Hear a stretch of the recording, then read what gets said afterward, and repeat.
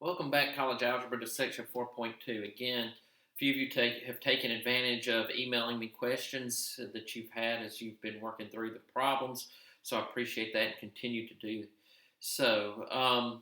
Second thing is this is now Section 4.2, and on 4.2, we're going to be looking a little bit more at polynomial functions. We've talked a good bit about polynomial functions and what they mean. Again, a polynomial function is a function in which every exponent is a positive integer or 0. So if you have 3x squared plus 5, x squared, 2 is an exponent, it's an integer, and then plus 5 does not have an exponent, so it's x to the 0 power, and of course 0 is 0. So that continues to be a polynomial function. So things that are not polynomial functions are if you have 3x to the 1/2 plus 2x. 2x, yeah, that's fine. That's fine for part of the polynomial, but all it takes is one term not to fit the category. In this case, you have the exponent of 1/2. Again, that is not a positive integer, and it's not 0, so that would not be a polynomial function. Something else. Okay, let's change this. So let's make that 3x plus 2x to the negative first. Okay, well, negative 1 is an integer. It's just not a positive integer. So this would not, and of course we need to write that out in the form of an equation if we're going to talk about it being a polynomial equation or not. So again, not a positive integer. The rules we're going to talk about are going to apply to polynomial functions today. Again, one thing we've talked about in the past with polynomial functions are polynomial functions have domains that are all real numbers. So these functions will be able to be defined for all real numbers. And let's just look at an example problem. An example would be, all right, let's take y equals 3x squared plus 2x minus 1.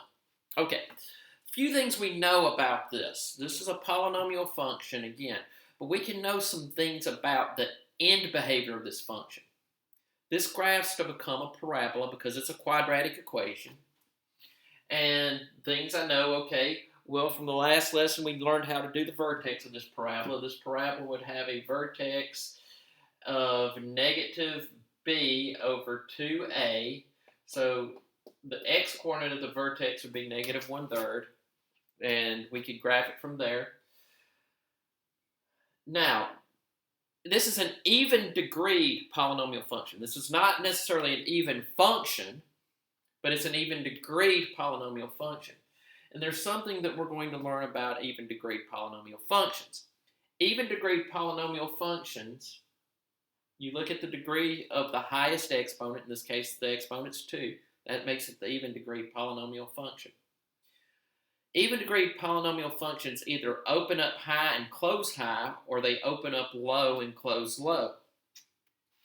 The leading coefficient here is a positive number. It's positive 3. So because of that, this one's going to start high and end high. And I think that y'all knew that. If I'd asked you about this problem before now, you would have said, okay, well, it's a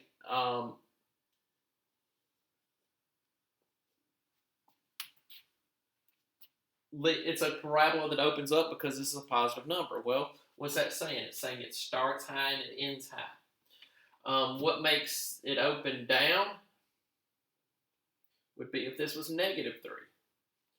So that's what we're looking at as far as knowing how they open or close. Now let's look at an odd degree function. Let's go with 3x to the 3rd power. Okay, now it's an odd degree polynomial function. The difference in an odd degree polynomial function and an even degree polynomial function, the odd degree polynomial function is going to have a range that's all real numbers. If you think back to the parabola we just had graphed, its range was not all real numbers. There was a set vertex, and then it was everything higher in that case, or it could be everything lower than the vertex.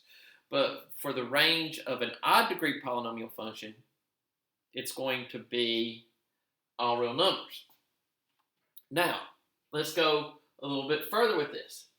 This number right here is positive. So because the leading coefficient is a positive value, this particular polynomial function is going to start low and end high. Again, I don't know if this is necessarily what this one looks like, but it's going to take on some type of a similar shape. So the function starts low, ends high.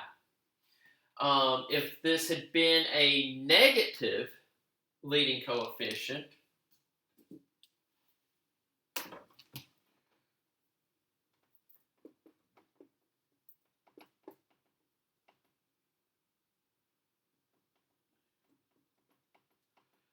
then you're talking about a polynomial that starts high and ends low. So that's going to wrap up the first portion of this video. We'll look a little bit in the next videos. We're going to look a little bit more specifically about, okay, well, we've got humps in this particular graph. What causes these humps? What numbers do I look for the humps? We're going to also talk about finding zeros for the polynomial functions. And that's going to be what the main amount of your problems from this homework section will be on. Sorry, get emotional about this. And then, finally, we're going to look at how we know how often they turn. That's going to be called the turning points. How many zeros we have is going to be called the multiplicity. So we're going to look at a lot of different things in the next video or videos, depending on how long it takes. So see you shortly.